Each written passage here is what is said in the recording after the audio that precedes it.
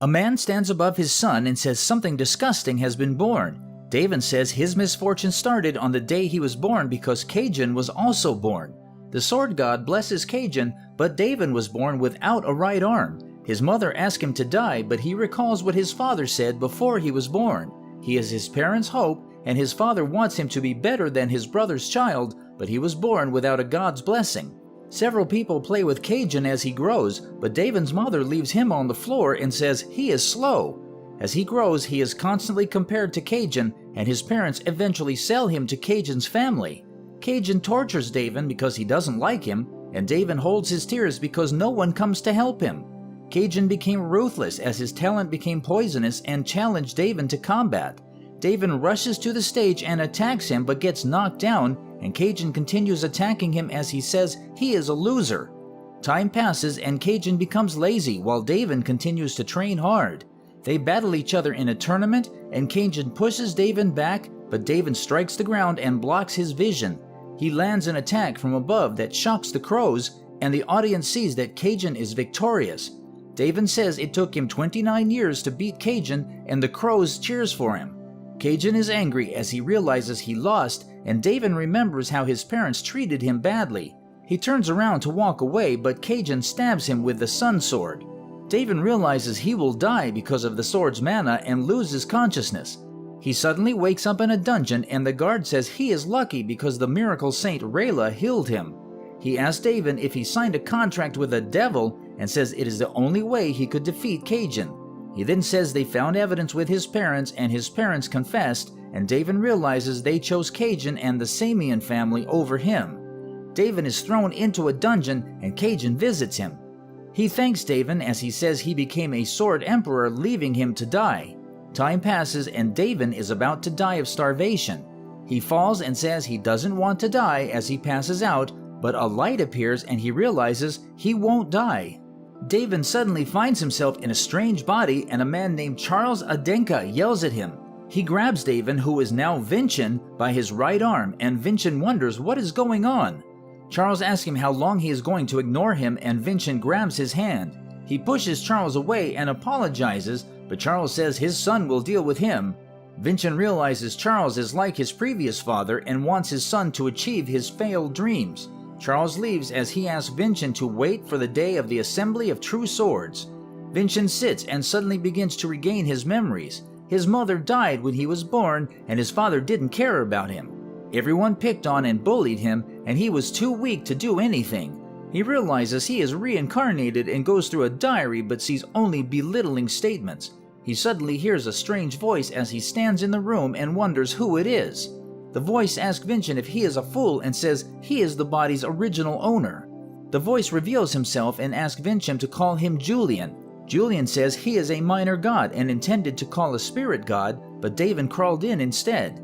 He says he wants to become a true god and must attain numerous achievements. He says that achievements are called callings, and he will become a true god if he completes his calling.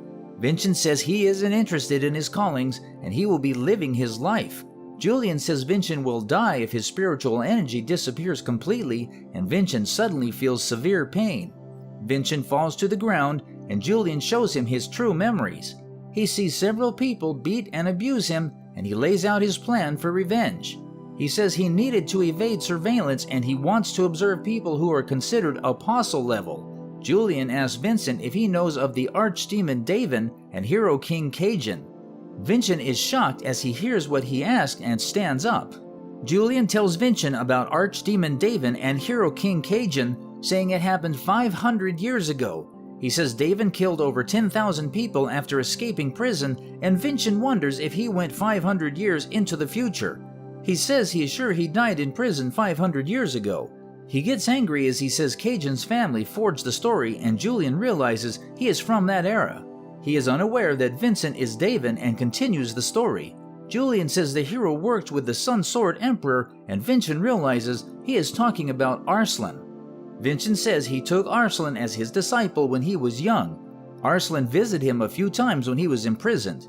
He promises to recover David's honor and left but never visits again. Arslan is the first patriarch of the Adenka family, and Julian says his achievement is to surpass the Samian family and face the truth. Vincent realizes Arslan left the Flaker family and created the Adenka family for the sake of facing the truth. Julian convinces Vincent to work with him, and Vincent says he will climb above the family that betrayed him.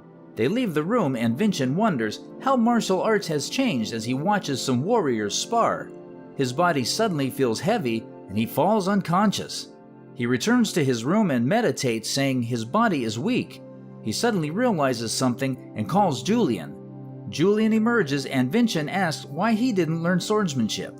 Julian says he was born with a condition that didn't allow him to learn, and Vincent says he has the heavenly exoskeleton. He says the heavenly exoskeleton allows him to store mana in his heart and bones and use it endlessly. Julian is surprised that he had such a gift before leaving his body, and Vincent informs him that Cajun, who they refer to as the Hero King, also possessed a heavenly exoskeleton. Vincent realizes he has Cajun's physiognomy, but says the future differs from his original time. Julian says he cannot link imagery to heart, and Vincent doesn't know what he is talking about. He says it is an imaginary way of storing mana, and Vincent is shocked that they don't store mana in their hearts. Julian says they store mana in the form of stars, representing the martial artist's strength. Vincent realizes an adult in the family creates at least one star. Vincent prepares to store mana in his heart and says it is dangerous. He begins the process, but Julian stops him and asks why he is letting the mana flow everywhere.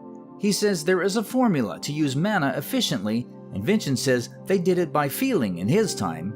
He calls Julian's body precious and asks him why he didn't treat his body well. He says his physiognomy has been starved of mana for 13 years and his body will die before adulthood if he continues. Vincent meditates in his room and realizes his body might have 10 years to live. He says 10 years is enough for his plan and remembers his suffering. A man bangs on the door, enters the room, and reveals himself to be Wilson, Vincent's servant.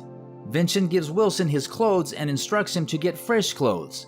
Wilson yells as he asks if Vincent has gone crazy and says he must let the Great Chamberlain know and report to the Patriarch. Vincent says Wilson doesn't respect his master and takes the clothes from him. He says he is going to meet the Grand Chamberlain to ask for clothes, and Wilson panics. He takes the clothes from Vincent and leaves as he says he will also clean the room. Vincent says someone put Wilson as his servant so he can solve the issue of a rude and defiant servant, and Julian says Wilson used to be a gang member and a killer. Vincent tells Julian that killers have a certain energy and he doesn't feel it from Wilson. Julian is amazed and asks Vincent how he knows so much about killers, and Vincent says he lived such a life in his previous life. Wilson returns to the room with clean clothes, and he has cleaned the room. He asks Vincent not to make a mess, but Vincent says he will. Vincent instructs Wilson to bring a wooden sword that's around a meter long and gives him certain specifications for the sword. Wilson refuses but changes his mind as Vincent says he will go to the storeroom gatekeeper, an exceptional martial artist and extremely loyal to the family's direct descendants. Wilson grabs Vincent's shoulder, but Vincent flips him and apologizes. He stands up and goes to get the sword but apologizes for slamming the door. Later he returns with the wooden sword and presents it to Vincent. Vincent talks about a man who led a tough life because he had only one arm. He takes the sword from Wilson and Wilson leaves the room. Vincent goes to the training ground and begins training using his left hand. He says the sensation feels good and he is born to be a martial artist, but someone suddenly destroys his practice doll. Revan Adenka introduces himself and says Vincent's mana is low, so he didn't know anyone was using the practice doll. Julian informs Vincent that Charles Adenka is Revan's father and says he is a rising star. Revan says he will fight Vincent in the Assembly of True Swords, and Vincent realizes he is the direct descendant that will fight the Assembly of True Swords winner. Revan tries to provoke Vincent by insulting him, and Vincent says his provocation should have some level of dignity and class. He says Revan is ashamed to martial artists because he destroyed another person's practice doll. Revan points his sword at Vincent as he gets angry, and Julian informs him that Revan is at the level of 2 stars. Vincent says Revan reeks of the sense of inferiority he was raised with.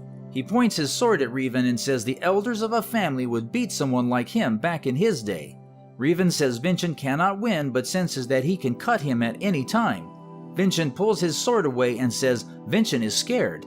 He then reminds Revan that things won't end with swords in the assembly of true swords, and Revan attacks him in anger. Revan rushes to attack Vincent, but Vincent doesn't move and Julian panics. A man emerges and stops Revan as he says he cannot fight him at the moment. He says Vincent will have an excuse to dodge a fight if he wounds him and begs him to hold back. Vincent returns to his room and says he was teaching Revan a lesson for lacking manners. Julian gets annoyed as Vincent sees an old portrait and grabs it. He tells Vincent about traits and blessings and says traits are artificially made from the power analyzed from blessings. Vincent panics as he realizes they can make blessings and says it disrespects the gods. Julian clams him and says no one has received divine punishment. Revan possesses a trait from the Dwarf King's blessing and says its defensive and destructive power is its specialty. Vincent says he must use certain skills to compete against Revan. He continues training, but some people make comments about him. Vice Commander Merlin emerges and tells them not to insult Vincent. Merlin goes to Vincent as he is exhausted and gives him an advanced recovery potion. He says it will help him train and introduces himself. Merlin leaves and wishes for luck to be with Vincent. Vincent uses the potion to recover as he trains and is able to be more efficient. He began to see the path of the sword and was able to successfully cut the practice doll with a clean strike. Vincent is happy as he says his swordsmanship is complete. Wilson carries food as he walks angrily and goes to Vincent's room. He serves Vincent breakfast but has stolen some food from it. Vincent sees food in Wilson's mouth and Wilson realizes he has been caught. Vincent forgives him but tells him not to cross his line and shocks him by speaking with telepathy. He tells Wilson he won't be embarrassed to be owned by Vincent, a Denka, and should choose to be ruled by fear or loyalty. Wilson leaves the room and says Vincent's coolness is exploding. Meanwhile, Merlin walks into the training area and is shocked as he sees the destroyed practice doll. He wonders what form of martial art Vincent is learning to be able to cut the doll with precision. Vincent puts on his clothes and notices something about them. He tells Wilson that the material isn't good enough to be used by nobles and the food quality is low. He realizes someone is embezzling money, but Wilson doesn't understand what he is saying. Vincent also realizes that someone of higher authority is stealing the money. Revan practices in his room and is angry as he remembers Vincent. His father steps in and informs him there isn't much time until the assembly of true swords. Charles says Revan must defeat Vincent so they can escape a life of poverty and sorrow. Revan realizes his father gets more irritable as the assembly of true swords approaches and says everything will return to normal if he defeats Vincent. Vincent reads about the people participating in the assembly of true swords, and Vincent is terrified that Julian has all their personal information. The Miracle Stone is the mana crystal given to the champion. A person's body and mana will grow stronger if they ingest it. Vincent realizes how much Julian wants to win the tournament and says he will give him a far more valuable victory. He calls Wilson and says there is something he has to do for him. Wilson goes to Grand Chamberlain Raels's office and passes a message from Vincent. Vincent asks for the family head to observe the assembly of true swords directly and will prove his worth as a member of the Adenka family. Wilson says it is the cost of embezzling the budget and asks her to make it possible. He panics as he says he is just passing a message and she asks him to leave. Raelsa wonders if Vincent finally understands his intentions. She goes to the family head's room and says Vincent is inviting him to the assembly of swords. She vouches for Vincent and says she will give her head if he doesn't prove himself. She says Vincent has taken advantage of her weakness and the family head is aware of her embezzling the budget. He realizes she embezzled for Vincent's sake and her plan is working. The family head stands up and agrees to attend the assembly of true swords. The day of the assembly of swords arrives and the participants enter the arena. Revan sees that the Patriarch is attending and says he will defeat Vincent in a cool manner. Revan fights an opponent and knocks him down as he destroys his shield. Charles screams in excitement as he watches his son defeat his enemies, and people in the audience call Revan a rising star. Vincent watches and says their power is at the level of genius compared to 500 years ago. He then says there is no depth to their martial arts and he doesn't see any experience from them. Revan bows after defeating his enemy and looks at Vincent. The Patriarch watches as he defeats several enemies, and Revan says he has on against all his competitors. He says he will fight Vincent and lies that they are old friends. Vincent accepts the fight and walks to the arena. Zeron serves as the referee, and Vincent says he has a condition. He says he will only fight with a wooden sword and his left hand. Everyone in the audience wonders what Vincent is doing, and Vincent says he won't move from his current position until Revan's first 3 strikes are completed. Charles yells as he says Vincent is looking for an excuse, but the Patriarch allows it. Zeron starts the fight. Revan rushes at Vincent and he says he should die. Vincent dodges 2 attacks and says great swords aren't used for stabbing as he deflects the sword. Revan is shocked that Vincent deflected his sword, and Vincent reminds him that he hasn't moved after 2 attacks. Revan gets angry and attacks Vincent, but Vincent grabs his hand and throws him to the ground. Revan has made his 3rd attack, and Vincent hasn't moved from his position. Vincent says he will keep his promise to Julian, and it is his turn to attack. The end.